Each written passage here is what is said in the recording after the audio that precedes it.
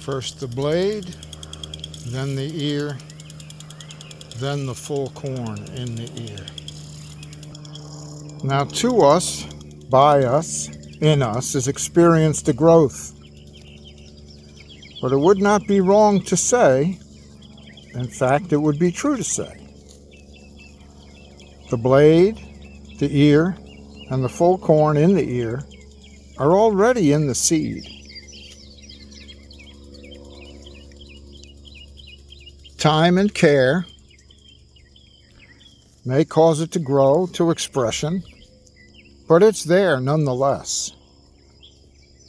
These are not things that we do. These are not things that we add. These are not things that we even labor about in the sense that we can make them happen. Fruit and fruitfulness is in the Lord's hands alone. And Jesus even said, every plant that is not planted by my Father shall be uprooted. Now, one can take that how one will, whether it pertains to individuals, whether it pertains to doctrines, religious practices, all the extraneous crap that has tried to attach itself to Jesus is looking calmly beneficial. However one takes it, one takes it. But we know what is not in the seed is not going to last. What is in the seed is eternal, because he is the seed. I'm just repeating what you already know. And God forbid any of you doubt that I know this, and I'm sure I don't know it as I should. Just these things that I do, these videos, they're just prolonged selfies. It's just a man in some vanity speaking, probably in greater vanity than he could imagine, that I speak about the things I consider and consider as being of the Lord. Only the Lord is going to endorse. Doesn't matter how many scriptures I may be able to quote, how many I may be able to string together, how many clever points I can make. None of that matters. The Lord knows those who are his.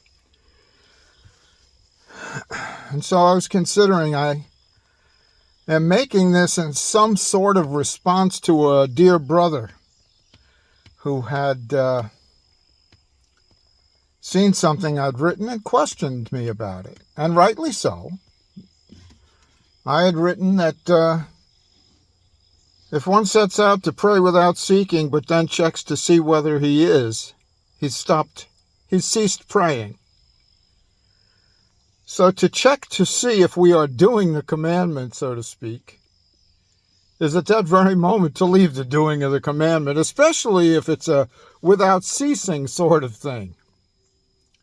And so it brings us to our relationship to all commandment, all instruction, all exhortation, all advising. What is our relationship to these things? Because you don't have to go very far, even in the New Testament, to find things that could easily be made law. You know, we talk about, we are set free from the law, and we are. We are set free from that peculiar relationship to law with which our mind was infected due to the flesh. But there are many places in the scriptures. That's one of them, pray without ceasing. Is that a command? An exhortation, instruction. What can we do, or what might we do in some way to play with it, or phrase it in such a way that, okay, it's not really a command. Okay, and I'm not saying it is or isn't. But if we're in that frame of mind of being and looking for commands that we think we can keep to some sort of righteousness, man, we're going to find them everywhere. We're going to be told to give away our cloak. We're going to be told to give away all we have. We're going to be told to rejoice in all things, rejoice for all things. Husbands, particularly you brothers, who of us is going to boast if it's a command that we've kept it? Husbands, love your wife as Christ loved the church and gave himself for it. Oh, yeah. Yeah, we can get like me. We can sit down and make a video and sound like we're teaching or whatever we think we're doing, as though we've somehow accomplished it and we can be a leader to the blind, you know. Oh, yeah. Yeah, I love my wife as Christ loved the church. But there is a command we can't get around as a commandment. And the Lord says it himself, I give you a new commandment. Love one another as I have loved you. I know I've said this before. That as, who's not going to hang there? Now, I admit it's good to hang with the Lord. Oh, yes. To go outside the gate and bear his reproach. Yes, it is good to hang with the Lord.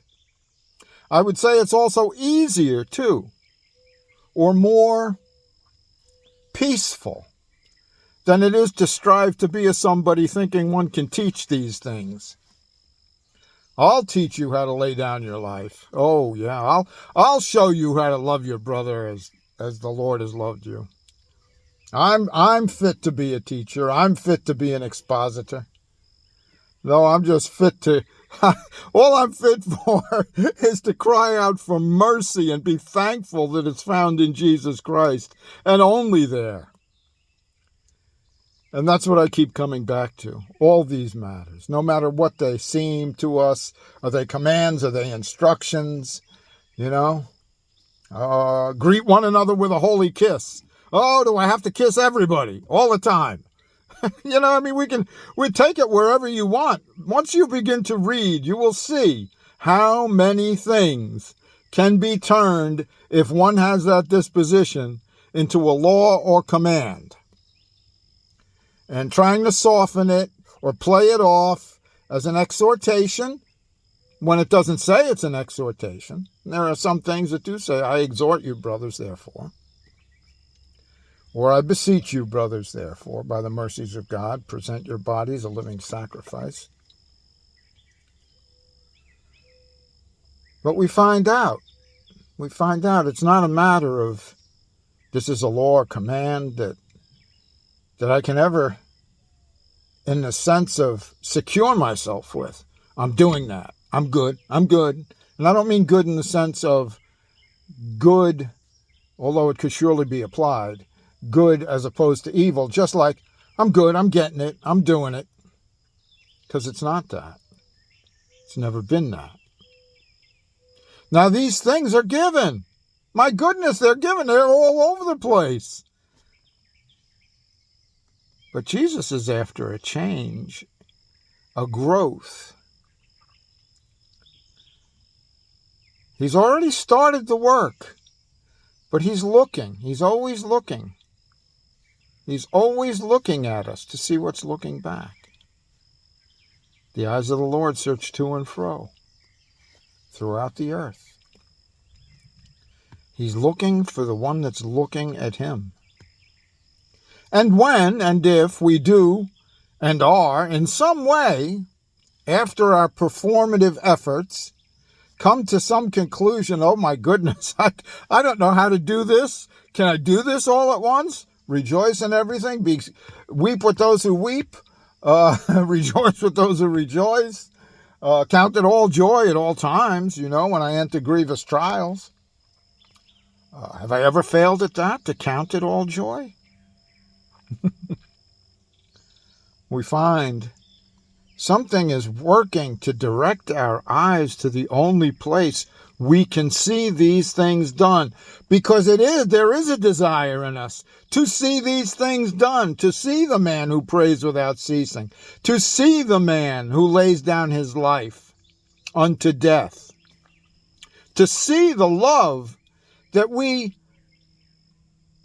have let go trying to attain to in order that we just might see it, rather than have something, well, yeah, I've mastered that. I now love my brothers as the Lord loves me.